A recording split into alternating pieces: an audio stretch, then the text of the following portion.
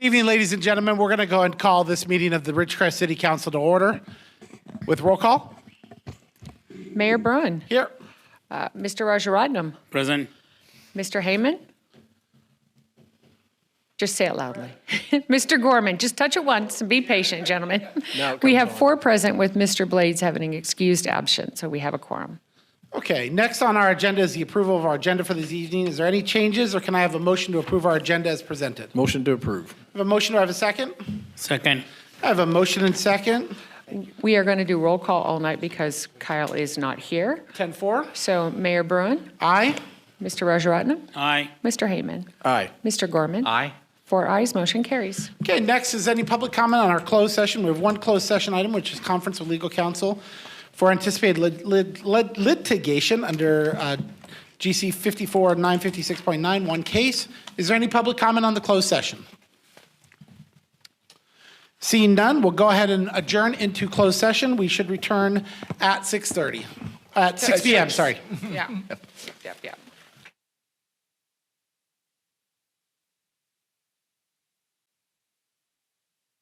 Ladies and gentlemen, and welcome to tonight's meeting of the Ridgecrest City Council. I apologize for being a few minutes late.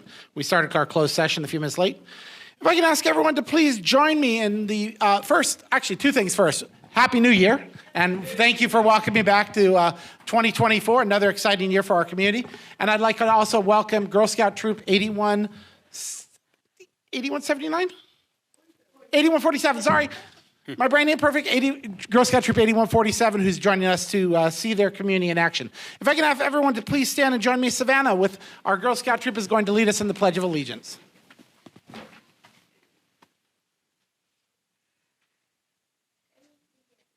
I pledge allegiance to the flag of the United States of America and to the republic for which it stands, one nation, under God, indivisible, with liberty and justice for all. And if you please remain standing for the invocation. Councilman Rajaratnam. Please join me in prayer if you would. Heavenly Father, as we conduct our first City Council meeting of 2024, we come to you today asking for your guidance, your wisdom, and your support as we begin this new year, Lord. Help us to engage in meaningful conversations. Allow us to grow together as a group and nurture the bonds of community. Lord, as we discuss and take many decisions that would affect this community, Lord, guide us with your wisdom. Lord, may we always remember that whatever we do, whatever we accomplish, is for the service of this community. I thank you for the mayor, for the city council, city manager, and city staff, and the first responders and all the people who work for this community, where we live, and make it a home, a better place. Lord, bless each one of us here, and may these proceedings go well and beneficial to this community. In Jesus' name I pray. Amen. Amen.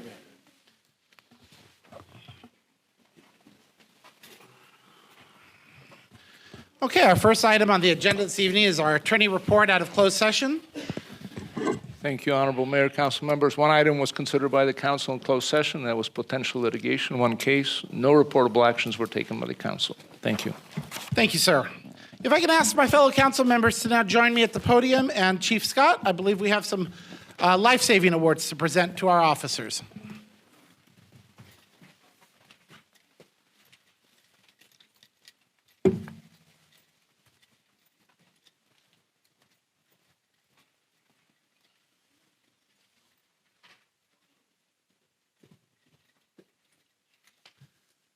Thank you, Mayor Bruin, City Council members, staff, and community.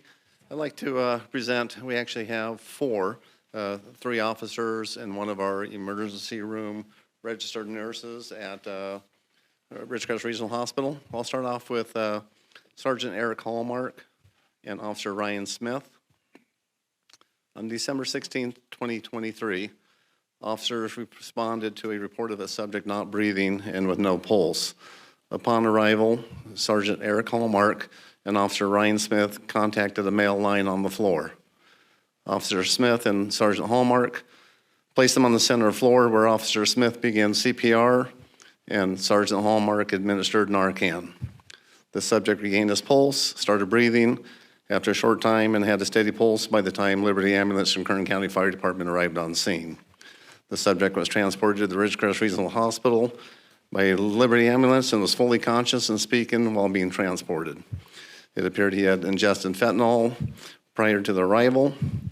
Our officers are to be commended for their swift response, effective cooperation, and proficiency in life-saving techniques, which undeniably contributed to saving the subject's life. I have two,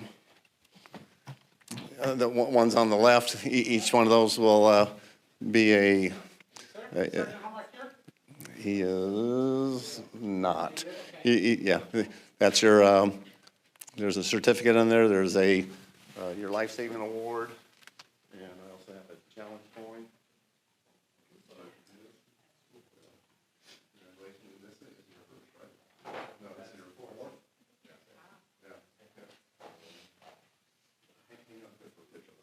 Hang out there for a picture.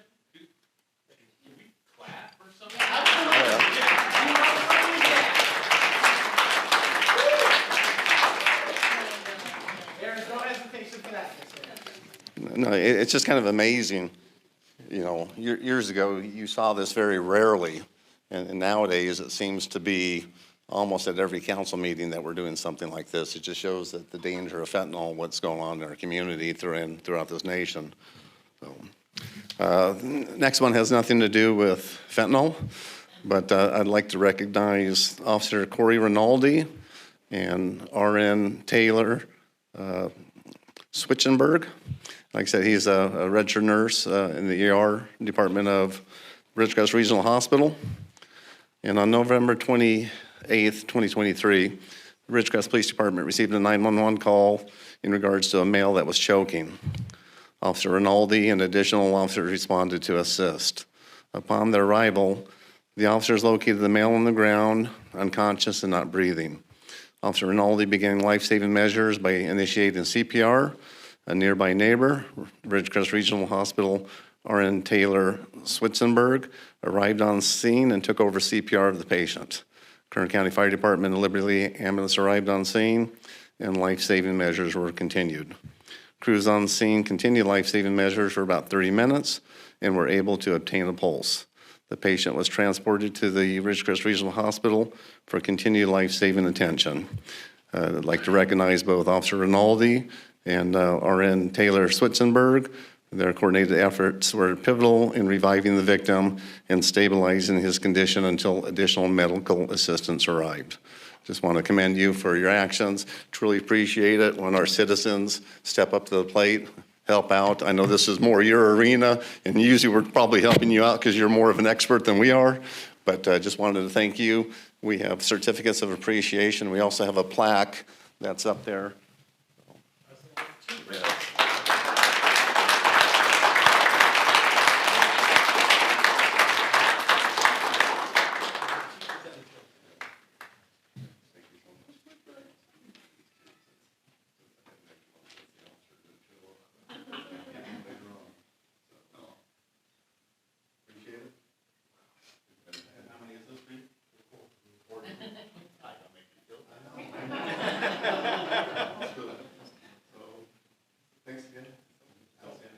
Once again, your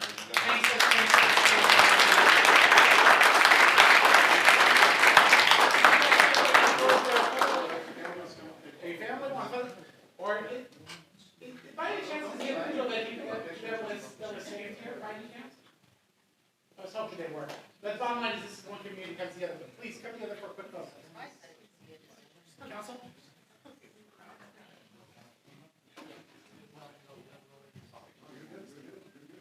No, you gotta get in the center. We need to surround you. I'll stand in the back.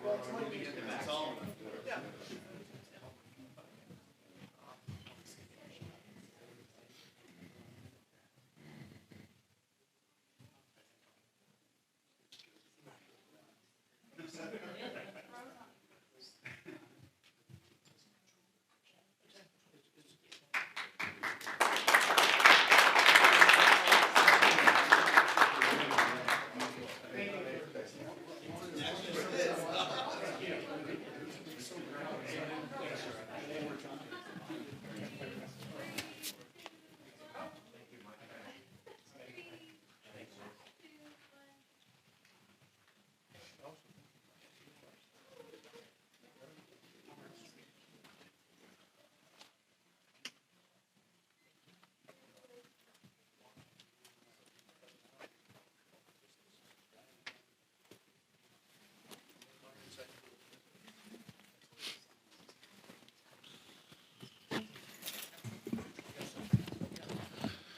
Once again, thank you to our incredible police force and for all of their efforts to help protect the citizens of our community.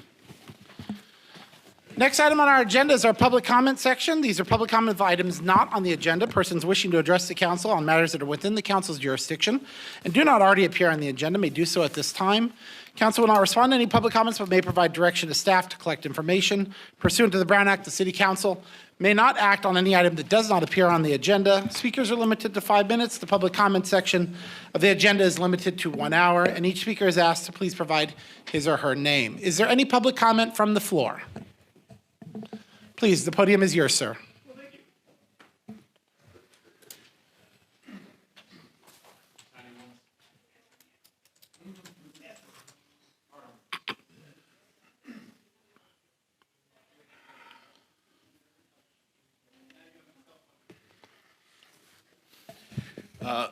My name's Eric Wunderlich. I live at 616 Heather Court. Over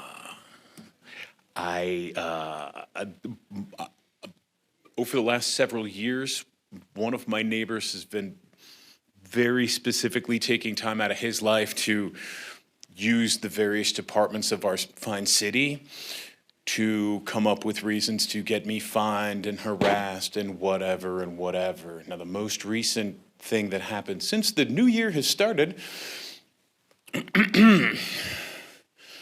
because my dog wasn't on a piece of rope approximately this big, the law came to my house more than twice. I don't feel safe in my own neighborhood. I don't care that he doesn't like how I dress or what my lawn looks like or any other reason that he thinks that he gets to be the boss of me. So, since, despite as how all of this looks since I've got an MBA, the budget that we have here, guys, it's adorable. It's real transparent, and I really appreciate that. And since I've been seeing the law just a whole heck of a bunch, I've been able to do a little bit of research, mostly since 37% of every single penny of the approximately $20 million budget that we have goes directly to cop-oriented stuff. And by that, I mean the law enforcement community and all of that stuff, most especially, and the thing that makes me happy is retirement plans for the people who are doing the hard work. How much money do you think calling the law to resolve a situation that 12-year-olds on skateboards could fix? Perhaps, since it's one of those things about city government is you can sort of do whatever you want and you can reward the things that you want to reward, perhaps business growth. You can cut a little tax here or maybe a little something just to sort of encourage people to things. Well, how about this? Since the rope incident, I got a $300 ticket with a $50 convenience fee to go with that. Perhaps the next time the law comes and they don't need to be there, perhaps it's a $250 ticket for wasting the time and the resources, the limited ones that we have here in this town. We could spend on other stuff like kids getting lunches, or roads that didn't remind me of the fun parts of Lebanon in the 90s. Okay? We got all this money, theoretically, we can do with whatever we want. And yet, we're going to use the enforcers of the law, the keepers of the peace, to carry on petty little neighborhood disputes? That seems wasteful of our time and our effort and our resources. And honest to goodness, guys, those cop cars' tires don't come cheap. Don't you think it'd be nice to spend that stuff on something they actually need as opposed to, I don't know, a set of braces and some gum for those little kids? Can't talk to each other? That's it. Guys, I'm gonna come back every single meeting until we have a real workable solution. If I can get something onto the agenda, I would really appreciate that. And if not, see you guys next one. It's always good to see you. What was the street again, sir? Heather Court. Heather Court. Thank you, sir. It's off of Raider. Thank you, sir. Of course. Good to see you again, Aaron. Okay. Is there any other public comment from the floor? Okay. Seeing none, is there any public comment on the phones? Seeing none, we'll go ahead and close public comment. Next is our council announcements and direction, and I just want to start by once again thanking our Girl Scout troop for being here. Thank you, guys. I appreciated the opportunity to speak with you, and I promise you this is a little dry, so if you get up and leave and it's past bedtime, we won't be offended, I promise you, okay? Second, I wanted to thank the citizens and staff and everyone who came out to our police department town hall, looking over the Flock system and the license plate reader program. Thank you for coming out. We will be having another town hall, I believe on the 26th. Is that correct, City Manager?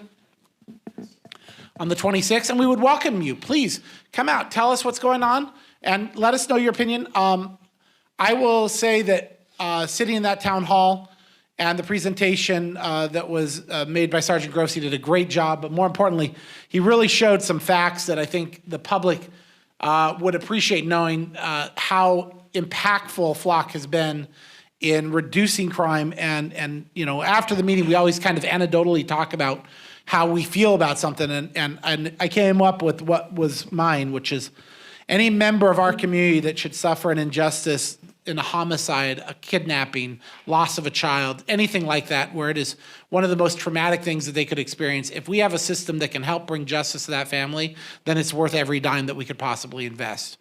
Because they deserve the justice for those critical crimes. If it does that and it also helps reduce property theft and car auto loss, that's great. But the first one was justice for somebody who's truly is put into the most traumatic circumstances. And then the second was the idea that we can save thousands of man hours for our police department from an investigative perspective.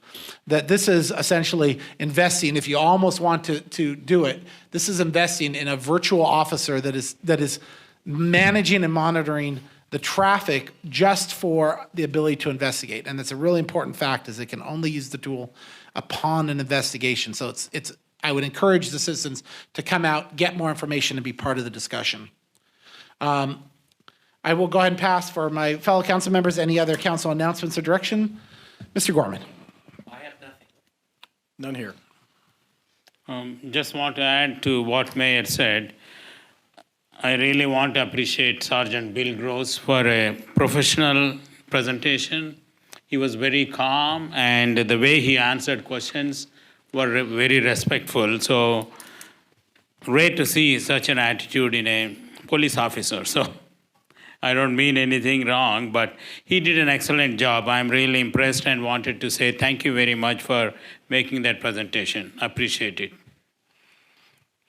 And I'll come back to one more just because I like to, this is the best opportunity to kind of let people hear the celebratory stuff. And that was, I'm very excited to announce that last Friday, we broke ground on the Clean California part of the Leroy Jackson Sports Complex upgrade, which is $3.8 million worth of upgrades to our local sports complex that'll include a new bathroom, refurbishing our tennis courts, new walking paths. Every single person will have ADA access throughout that park, as well as new trash receptacles, xeriscaping, a bunch of work that we've worked several years in the process.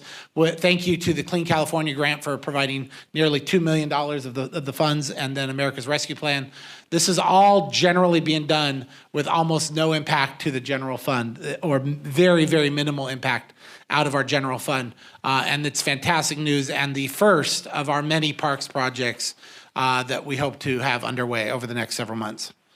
I don't have questions from the audience. It gets us into a lot of trouble with historically, but I will be happy to talk to you after the meeting and answer anything you'd like.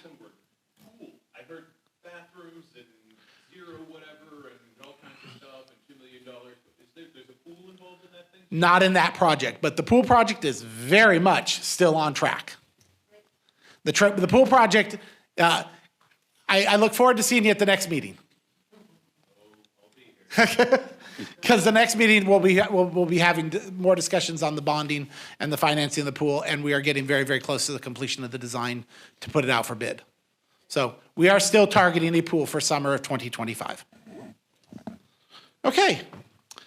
With that, we'll go ahead with our next item on our agenda, which is our consent calendar. All items listed on the consent calendar are considered to be routine and non-controversial by city staff. Consent items may be approved by one motion if no member of the council or audience wishes to comment or ask questions. If comment or discussion is desired by anyone, the item will be removed from the consent calendar and will be considered in listed sequence with an opportunity for any member of the public to address the city council concerning the item before action is taken. I'll read the 3 items on our consent calendar for this evening. First is proposed action to approve the draft minutes of the Ridgecrest City Council regular meeting dated December 20th, 2023. The second is to approve a resolution of the City of Ridgecrest City Council scheduling the date of the annual unmet transit needs public hearing and authorizing the city clerk to advertise the hearing. And the third is a resolution setting a public hearing to determine whether the public necessity, health, safety, or welfare requires the formation of an underground utility district on West Las Flores Avenue between North Mahan Street to North Down Street and on North Down Street between West Las Flores and West Church Avenue. Is there any member of the public member of the council which wishes to have an item pulled? Hearing none, is there any member of the public which wishes to have an item pulled? Hearing none, do I have a motion for approval of the consent calendar as presented? So moved. I have a motion. Do I have a second? Second. I have a motion and second. Roll call. Mayor Bruin, Aye. Mr. Rajaratnam, Aye. Mr. Heyman, Aye. Mr. Gorman. Aye. 4 ayes, motion carries. Okay, next item is our discussion and action items. We have 3 of these today. First one is action item number 5, which is appointment of committee members to the 2 committees, existing Measure V and newly formed Measure P. Ms. Charlin. Yeah, so as you stated, we need to fill the Measure P committee, so we're going to have 5 needed appointments for that one. And then we had 2, one resignation from the Measure V and one potential that we're going to discuss here. So let's start with Measure V, and I'll just put out the name that you guys had sent to me, and then maybe you could do a little introduction and give me an update on them. Well, Mr. Holloway, I'm twisting his arm at this time. I don't have an answer yet. Okay. But I have a subsequent candidate that I would put forward as soon as I hear back from him. So Okay. I'm twisting, but I'm not twisting hard. Mr. Holloway has been of service to this community for almost 2 decades. Absolutely. I understand if he wants a break. So this item is on this agenda, and it will be on the next agenda as well. So they have 2 meetings to fill this, because both those committees would like to start meeting in March. So the other one for Measure V, Mr. Rajaratnam has a nominee. Go ahead, sir. I have nominated Mr. Gurpreet Badrain. He is a math teacher at Burroughs High School. He teaches for 9th and 10th grades. And he has an MBA, so he has a wealth of knowledge in finance, and Measure P and Measure V mainly deal with financing and how the amounts are. It's an advisory committee, so they need to make sure the money is used for the purpose it is allocated. So I think he will be a good committee member on that. Okay. So what we're going to do is I'm going to go ahead and go through Measure P also, and then we'll do the acceptance of all of them at one time. So we'll go back to Mayor Bruin. For Measure P, he has Bradley Patton. Yes, Barrett has submitted his citizen's application. Bradley Patton is, the Patton family is well known amongst this community. His father, Jason Patton, was our former director of Parks and Recreation. I don't know if that's the exact title or not, so nurse, if you want to throw something at me, you're allowed. But he was also a former council member, and his family has been active and involved in the community for years. His son Bradley would like to be involved in making sure that Measure P, and I was happy to nominate him. Thank you. Next, we have Mr. Gorman and his nominee, Denise Gorman. My spouse, Denise, she's had an avid interest in city plans for Measure P funds, especially the pool complex. She has enthusiasm, is an effective team member, and has the time. And I can vouch for her character. Thank you, sir. You better vouch for her character, to be clear. And then also for Measure P, Mr. Rajaratnam has a nominee there also. I'm pleased to nominate Mr. Todd St. Laurent. He's the program manager for a defense contractor, NDTI, and he has participated on major projects with sizable budgets. So Measure P involves sizable budget around more than 14 million, I guess. So I have requested him and he readily accepted. He is also a Rotarian, so he is involved in the community. So he'll be a good candidate on this advisory board. So that fills all the positions except for Mr. Heyman's nominee, which I know he's actively seeking and should have for the next meeting, correct? That's correct. Okay. So, Mayor, if we could have a minute motion just to approve those 4 nominees, Mr. Gurpreet, Todd St. Laurent, Denise Gorman, and Bradley Patton, and then we'll move forward. I would, except I'm going to go ahead and, since it's on the discussion item, and I Yeah. do see there was a caller, I'm going to go ahead and Oh, let there thank be an you. I opportunity didn't for see a it. conversation. Absolutely. I'll go ahead and start with, I'm getting waved off. They hung up? Okay, maybe there isn't a caller. I'll still go ahead and ask if there's any public comment from the floor. Seeing none, and I'll give just a second if that caller was trying to speak on the Measure V or P appointments. He said And doesn't appear so. Yeah. We'll go ahead and bring it back to council, and we're requesting a minute motion in regards to the nominees as presented. Do I have a motion for approval of those nominees presented this evening for the committees? I so move. I have a motion. Do I have a second? Second. I have a motion and second. Roll call. Mayor Bruin, Aye? Mr. Rajaratnam, Aye.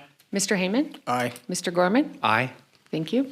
4 ayes, motion carries. So I'm missing V, Doc's missing P. Correct. Did Kyle put his P in as well? Oh, yes, I apologize. I'm just Holly- saying for the yeah. record, so we know what we have to have. Holly for the next Staub meeting. is going to run for all of them.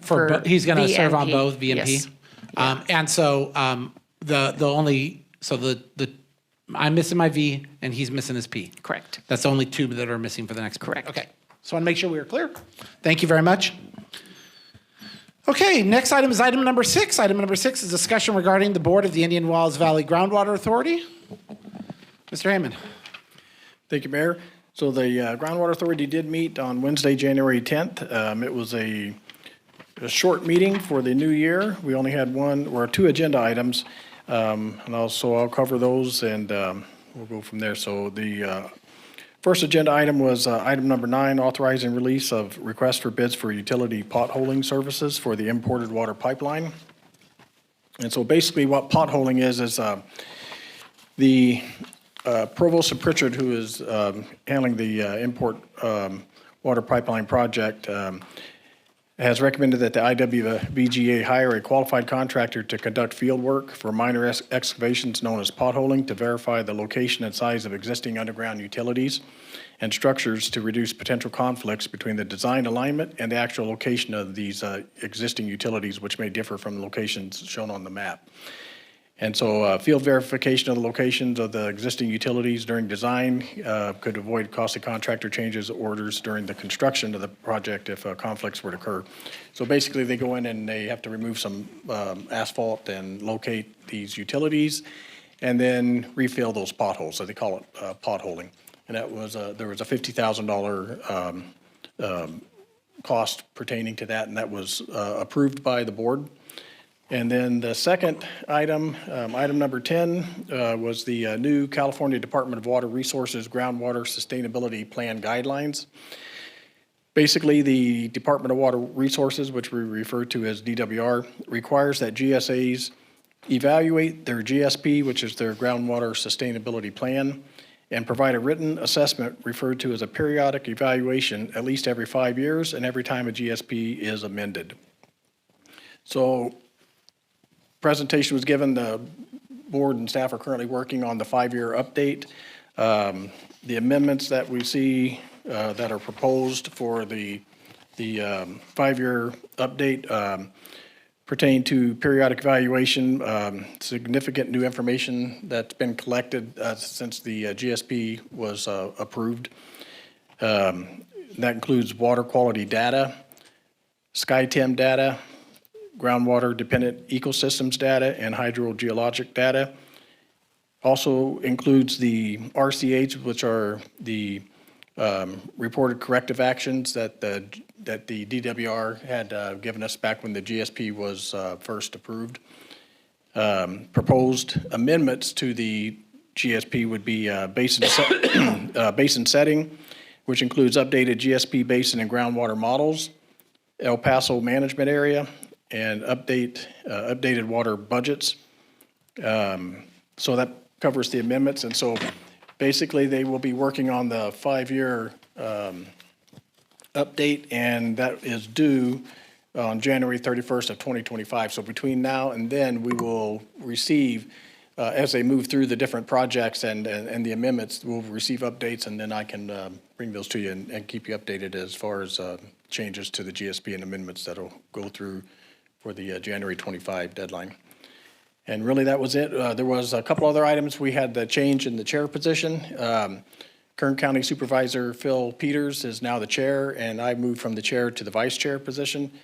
And probably the only other thing of note was that the general manager, Carol, did request through Public Records Act information pertaining to the new data that the Indian Wells Valley Water District, which is separate from the Groundwater Authority, claims that they have new data, and so the board would like to see that data so that, you know, any, like I described before, we're making changes to the GSP, and any data that would be beneficial to that, we welcome it and would like to see it, but we have not heard anything back from them as of today, so I don't know, you know, they claim that they cannot release that data due to legal issues. So we wait to see whether or not they'll make that data available to the Groundwater Authority, and if so, then we will share it with the public. So that's all I have. So any questions from council members? I'm gonna let everyone else ask first. Solomon, you got anything? Councilman Hyman, when do we need to, we revise GSP every 5 years, I think, right? So is Yes. it due now to revise, or I'm sorry, the Solomon? GSP revision? The revision is every 5 years. Okay. And so it's due on January of '25. So we have this year, they've already started to Working put on it together. Yeah, so they'll have it ready and to present to DWR on January 25th. So having January of whatever data 2025. Water District has, that would be helpful to do the revisions. I Sure, think. any data we have could be used in the GSP would Thank you, like to sir. see it in it. Mr. Gorman? Oh, I have no. Okay. Oh, I have a little. Okay. Thank you.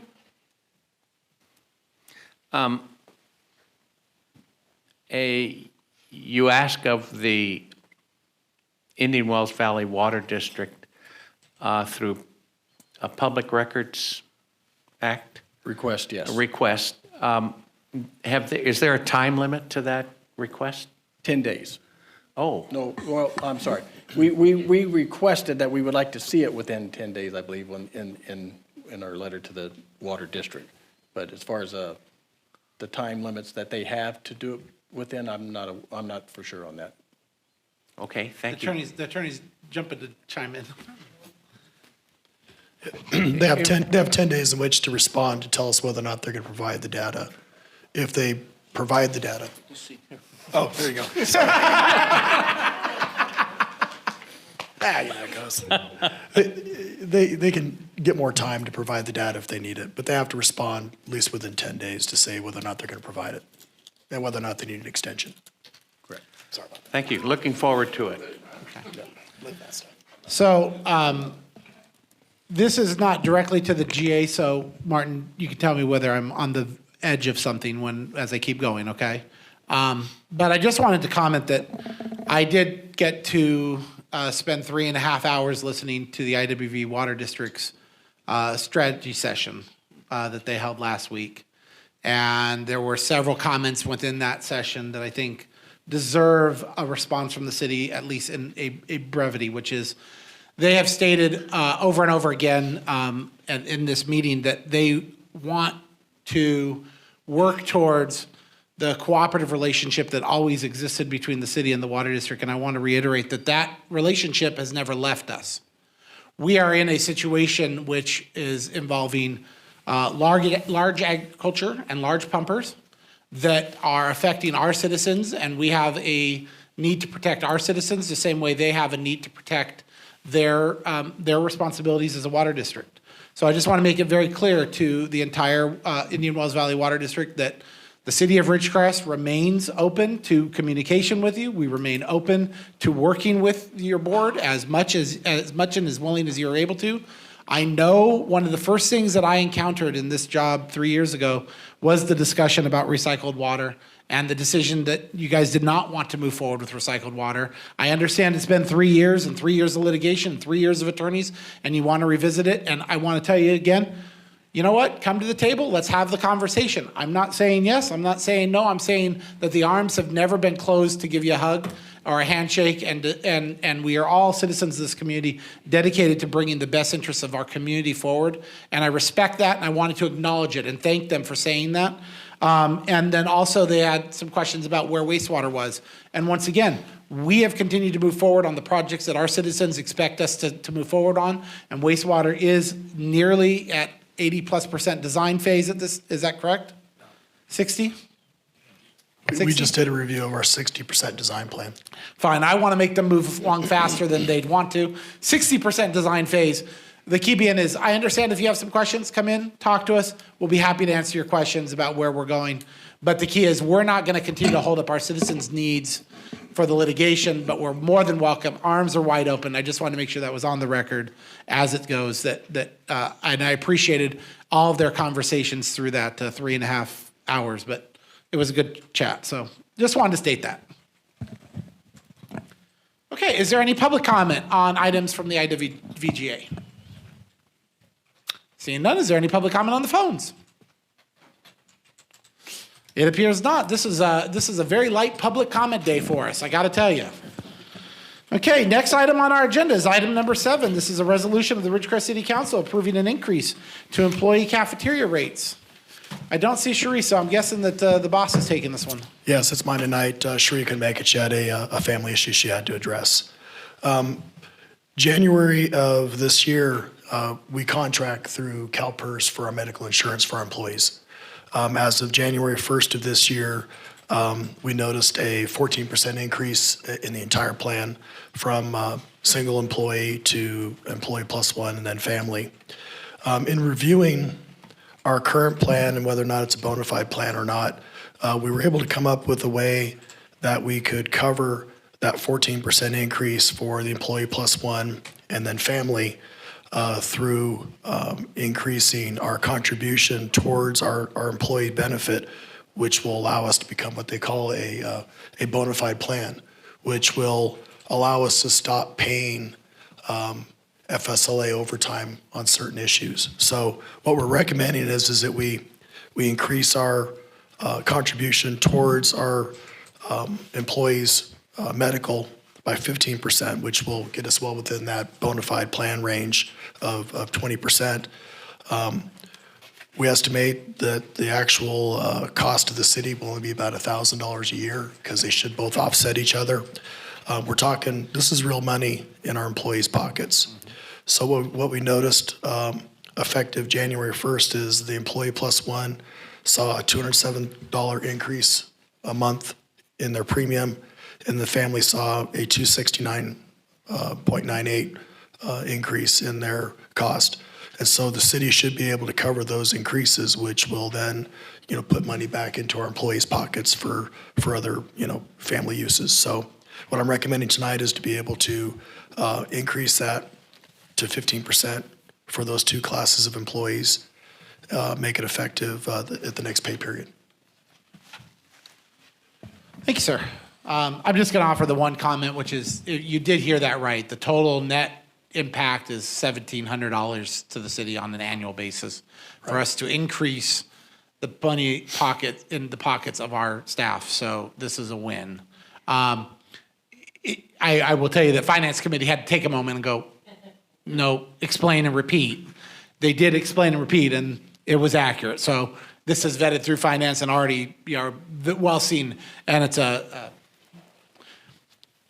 moving ourselves into the bona fide plan is very important for us in the long run in managing our overtime and our staff cost expenses. And this makes it better for our employees, which is, at the end of the day, is the best part. Right, we've been working on this plan for the last 4 years. And so we were finally able to get to the point to where we could be a bona fide plan and stop paying that FSLA overtime. Yep. Okay, any other council comments? Is there any public comment? Oh, okay, well, we got a well done. Okay. Any public comment on the phones? No public on the phone? We'll bring it back to council. If there's no other further comment, do I have a motion for approval of the resolution as presented? I make a motion to approve the resolution. Second. I have a motion and second. Roll call. Mayor Bruin, Aye. Mr. Rajaratnam, Aye. Mr. Heyman, Aye. Mr. Gorman. Aye. 4 ayes, motion carries. Okay, next item is item number 8. This is an ordinance discussion. So this is introduction and first reading of an ordinance of the City Council of the City of Ridgecrest, adding Chapter 4 to the Ridgecrest Municipal Code regarding use of military equipment. This will be presented by Captain Dampier. And I do the motion to introduce after his presentation, correct? Thank you very much. Good evening, Council.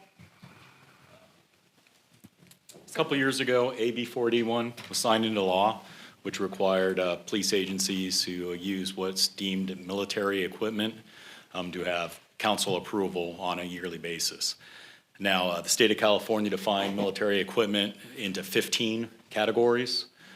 We currently have equipment to 5 of those categories, so a third of those categories we have equipment for. The new law requires us to publicly give our inventory list out publicly, as well as the use policy, and to bring it yearly to the public for a community engagement meeting before bringing it back to council for an annual review and approval. So at this time, we're asking to conduct a first reading of the proposed ordinance by title and schedule the second reading and adoption at the next regular council meeting.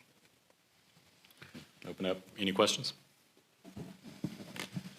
The agenda, for those who read it, I'm just going to go ahead and highlight what the 5 areas are for the sake of the definition. One is mine-resistant ambush-protected vehicles or armored personnel carriers. Command and control vehicles that are either built or modified to facilitate the operational control and direction of public safety units, our trailer. Specialized firearms and ammunition of less than .50 caliber, including firearms accessories identified as assault weapons in Penal Code 3050, excluding standard issue service weapons. Noise flash, diversionary devices, flashbangs, explosive breaching tools, tear gas, and pepper balls. And the last is kinetic energy weapons and munitions. There are many others on here that, including launch explosive projectiles, bazookas, we don't use. Battering rams, slugs, and breaching apparatus that are explosive, no. Tracked armored vehicles that provide ballistic protection to their occupants, I don't think we have any tanks. But overall, again, I think this is an example of over-legislation at its finest, but now every year we have to approve that you have the right to use this equipment to protect our citizens. And I know for myself personally, I absolutely support your continued ability to do anything possible to protect our citizens. And that's all I got to say on it. I will ask if Councilman Rajaratnam. Only one comment, though. The word military equipment is kind of misleading. When I first read the agenda, I was wondering, why do we need military equipment? Like, military in the sense like actual military equipment, that came to my mind. But after I read everything, I understood what you're talking about. So, Thank you. Mr. Gorman? I have no question. Mr. Amon? I believe it was answered earlier, but so any new equipment that would be requested through the PD that would fall under this list would be brought before the council and in budget, or, we would know. That is correct. It would have to be approved. And there's by the- provisions for exigent circumstances if there's a situation where we have to deviate that, but then in turn, we've got to come to council within 30 days and explain why and seek the blessing. Yeah. So if you rent a tank, you have Yes. to come and tell us. Yes. Got it. hopefully we never have a need for one. I absolutely agree with you. Just might need to take one. Okay, is there any public comment from the floor in regards to the resolution or the ordinance? Seeing none, is there any public comment on the phones? Once again, we are setting a public comment record tonight, I gotta tell you. Okay, I will bring it back to council and call for a motion to introduce by title only an ordinance of the City Council of the City of Ridgecrest, adding Chapter 4 to the Ridgecrest Municipal Code regarding use of military equipment. Motion to approve. I have a motion, do I have a second? Second. I have a motion and second, roll call. Mayor Bruin, Aye. Mr. Rajaratnam, Aye. Mr. Heyman, Aye. Mr. Gorman. Aye. 4 ayes, motion carries. And then I'd like to request a motion to waive reading in full of an ordinance of the City Council of the City of Ridgecrest, adding Chapter 4 to the Ridgecrest Municipal Code regarding use of military equipment. Do I have a motion? So moved. Do I have a second? Second. I have a motion and second, roll call. Mayor Bruin, Aye. Mr. Rajaratnam, Aye. Mr. Heyman, Aye. Mr. Gorman. Aye. 4 ayes, motion carries. That completes our discussion and ordinance items for this evening. Next is our committee reports. Our committees obviously haven't been meeting that much as we are all still waking up from our holiday slumber. So the only reportable meeting is for the Finance Committee that met last week. As stated earlier, this cafeteria thing was discussed and it was very, that's pretty cool. And that was about the limit of the discussion. There wasn't a whole lot in finance other than continuing to report that we are in tracking, all of our numbers are tracking at or above expectations. And we are still, monitoring some slow implementations at some of the restaurants. I humorously went to Carl's Jr. this week and got a $5 combo, and it was 41 cents, and I sat in my car trying to figure out how they got to 9 1/4 sales tax on $5, and it was only 41 cents. And I drove up to the window, looked at the receipt, and went, "Hey guys, just want to mention, it's been 9 months." But it's just funny. So we still are tracking some of those that we have to have, where the businesses have a certain amount of time to implement and to catch up, and we are sure that will, and we're tracking that. So. The only other item is I believe we are getting close to bringing the bond to up. You go ahead. No, Please. you covered it, but. No, I talk too much. No, the pool bond on, with Wolf Hanson that is continuing, and so the funding for the pool. And so we plan on bringing that back before council on February 7th, I believe.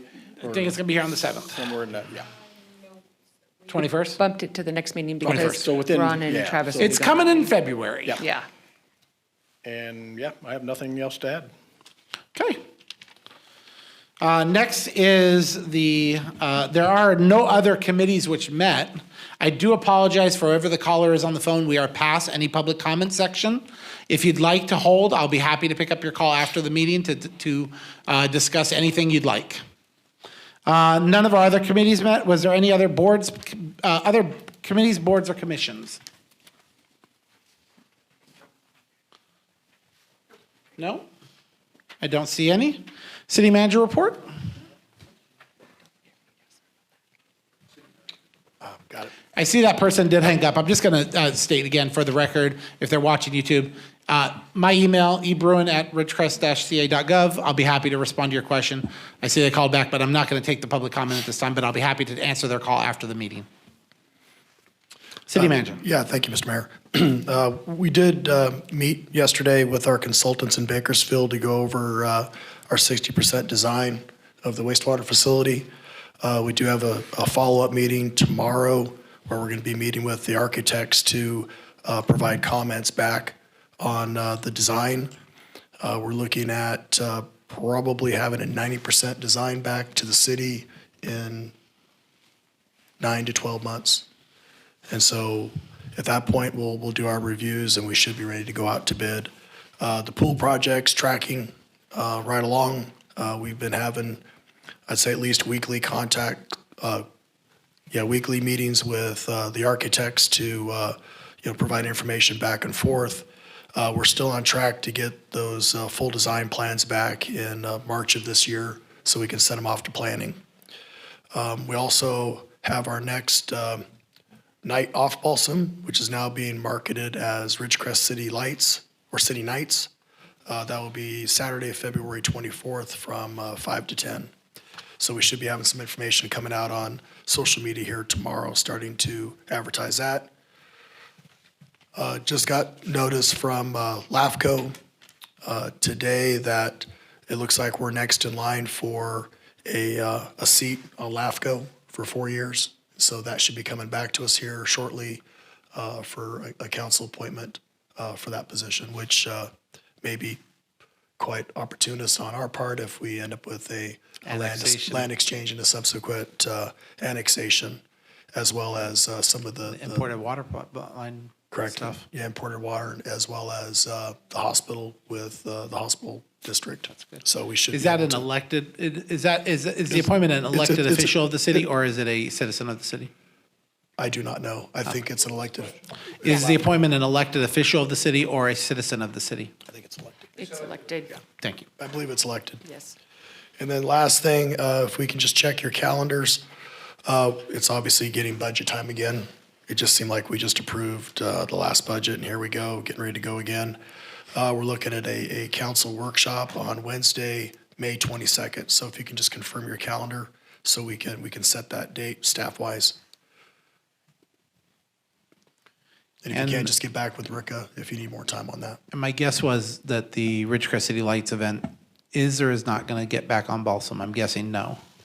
It will not be on Balsam. Yeah, guys, Carmageddon's still going, so. Yeah. Until Yeah, it's obviously- done, it's still going forward. Yeah, the sewer line project is very important to our community, repairing and maintaining that critical infrastructure there.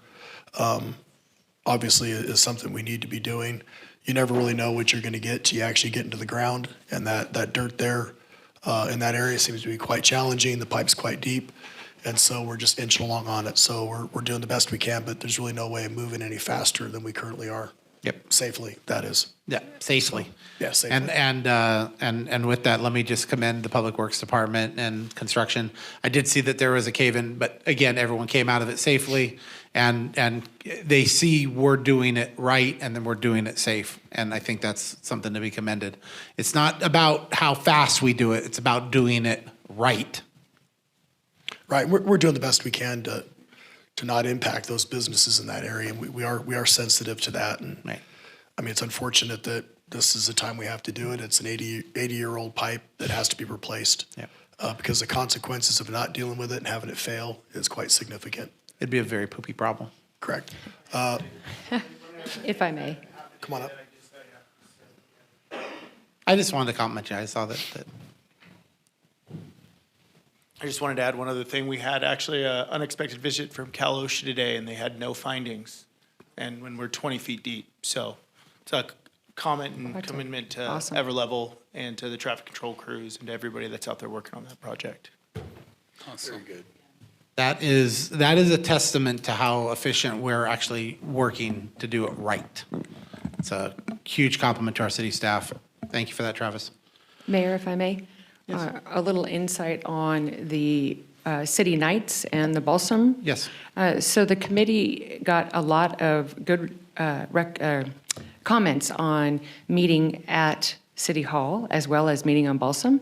So we're going to now create different events. It's going to be city nights at City Hall, do that a couple times a year, and then we're going to do Balsam, Night on Balsam. So Night we on are Night on creating Balsam. two different type of events so that we can have it at both places because we got great comments on both.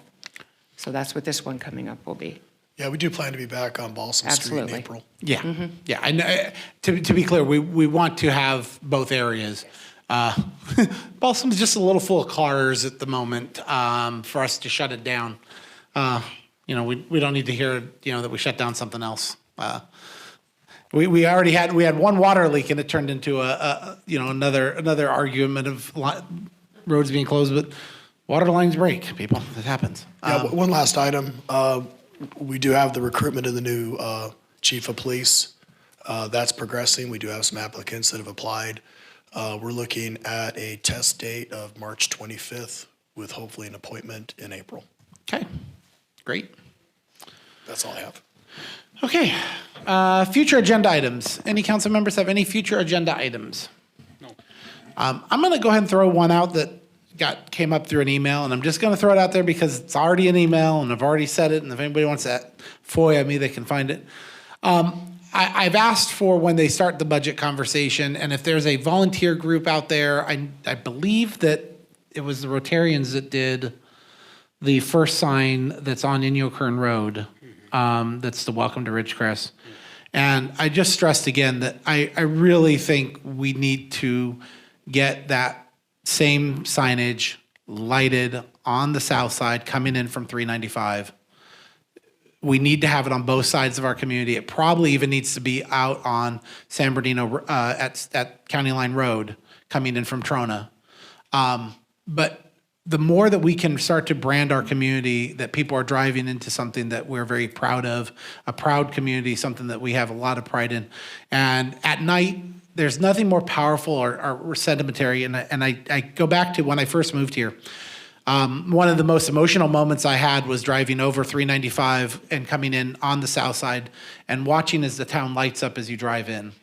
And if you're calling something a new home and you're looking at all of the things that are about that new home, and it's lit up, and then you pass by a lighted sign that says, "Welcome to Ridgecrest," and it has our clubs and our organizations and all the things that we do so effectively. So I have asked for that to see if it can get found a way to be squeezed into the budget, or if there's a volunteer group out there, the Rotarians, Kiwanis, Lions, I'll take you, just come talk to us. Let's see how we can make that happen at some point in the next year to really brand, as we work forward with the annexation and work forward with these things, that we brand that. So that was just something for my future wish list, to see that branding continue to happen for our community.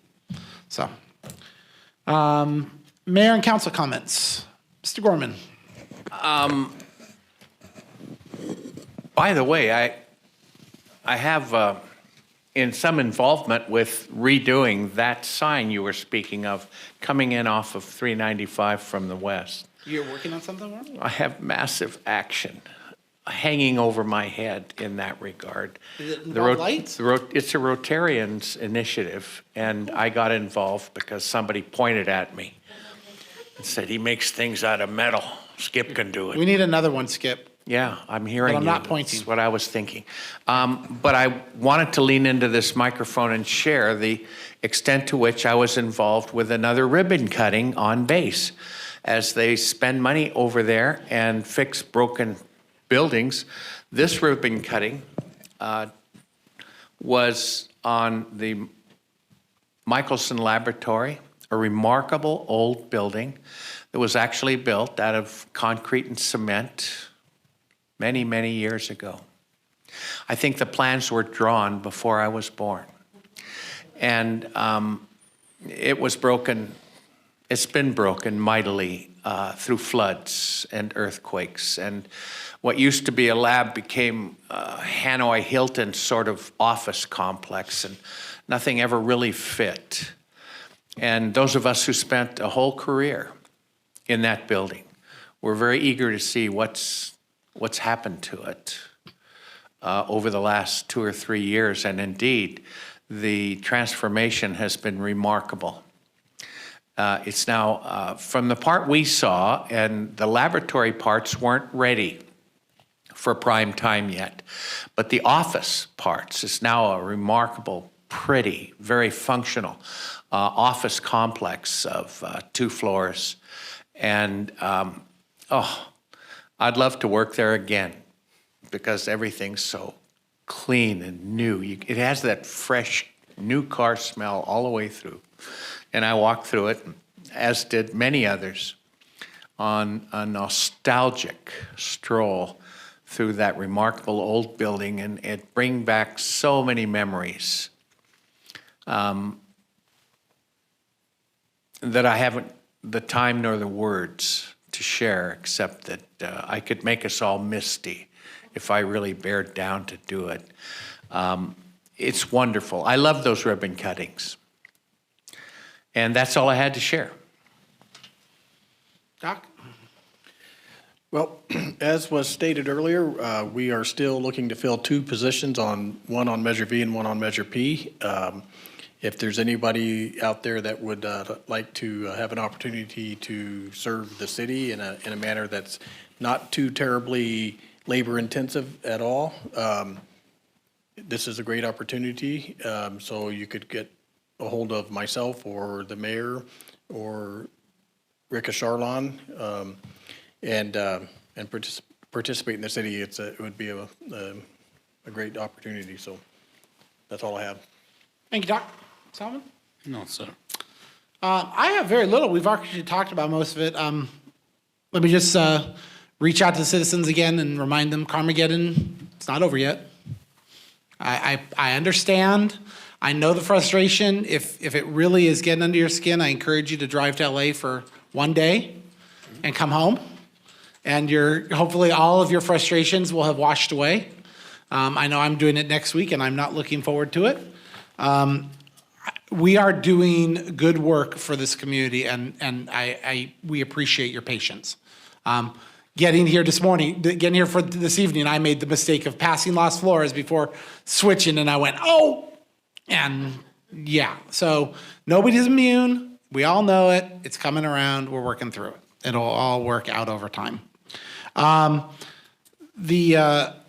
want to remind everyone, because we won't be seeing you again until the 7th of February, is that we have the Economic Outlook Conference for the Chamber of Commerce coming up at the end of February. I believe it's the 22nd. I would certainly encourage citizens who want to come out. It's one of our premier events, and I'm hoping I'm right about this, but I don't remember for sure. Is it back here this year? Is it back at Kerr-McGee? It is at our Kerr-McGee Center, which is great. I thought it was. I didn't want to stick my foot completely in my mouth. And I just would encourage you, come out. It's a great day to hear about what's all happening and to hear from the base and everything else.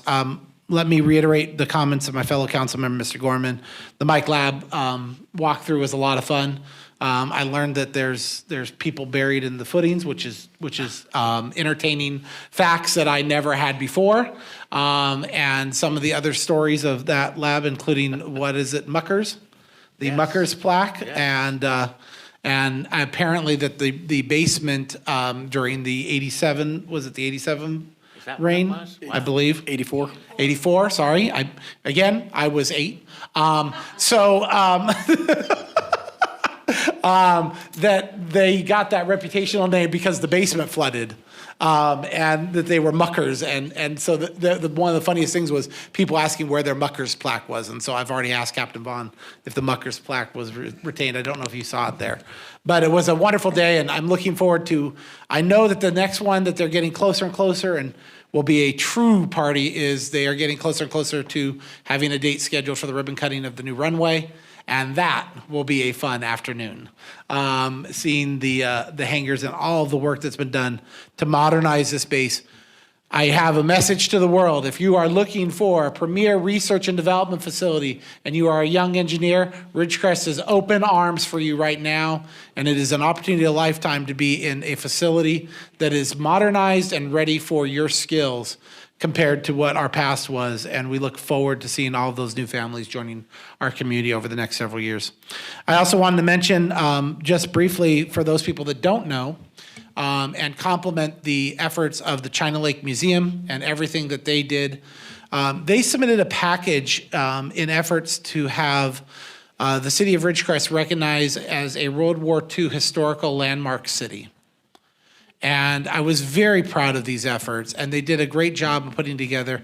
We did not win. I didn't feel as bad once I saw that Richmond, California won, and they have an entire park that's named Rosie the Riveter. I knew that we were operating at a disadvantage at that point when Google Maps showed me that. But I thought it was great to see the effort put forward to continue to move our community in the direction that preserves the incredible history and heritage of what Ridgecrest has been to the military, and hopefully we can continue to find opportunities like that to continue to promote this community. I'm hoping that we can encapsulate some of that information into a video or something that we can share. Last, I wanted to once again reiterate my invitation to everyone. Please, January 26th, we'll have our second town hall regarding the Flock license plate reader system. This council, by a small handful of individuals, has been vocally criticized of not being transparent when we're looking at things. I don't believe that's the case. I never have believed that the case, and I just want to reiterate that if you believe that's the case, we would love to see you on January 26th. There were, I believe, 6 citizens here for the last one. I'd love to see 60 citizens here. Our goal is to provide you the information so that you can make an informed decision and offer constructive criticism or questions back to our council. We've always tried to do that. And I have to tell you, like I said, the idea of just one family being receiving the proper justice for something tragically happening. And then when I read Facebook and I read social media and I see, hey, I had 5 cars broken into on Franklin and my Ring camera knows that it was a black Toyota truck. Well, the flock system would allow our officers an immense amount of opportunity to possibly further that investigation than what we have right now. And I hope to see that help provide greater property protection for our citizens and that what if scenario, if we truly had something tragic. This system is what caught the gentleman who's accused of killing the 4 college kids in Idaho. And that was a tragic situation where kids are doing nothing more than attending school and somebody stalked them and drove cross country to get away from the scene. And the system was able to follow that vehicle through different locations because it had the make, model, and license plate. And that's just an incredible set of tools available to our investigative officers that I hope our city will get behind and support. With that, I will close our meeting. I wish everyone a very, very good evening. And that was a 1 hour and 11-minute meeting with 4 items, which is absolutely shocking. Y'all have a great evening.